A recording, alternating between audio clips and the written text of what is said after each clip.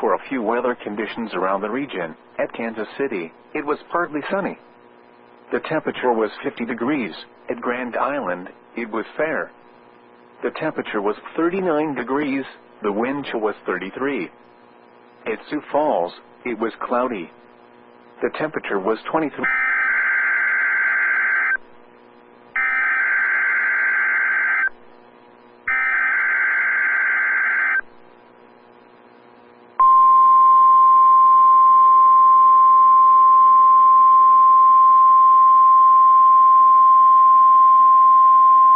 This is a test of the National Weather Service NOAA Weather Radio All Hazards Warning Alarm System in cooperation with the Emergency Alert System.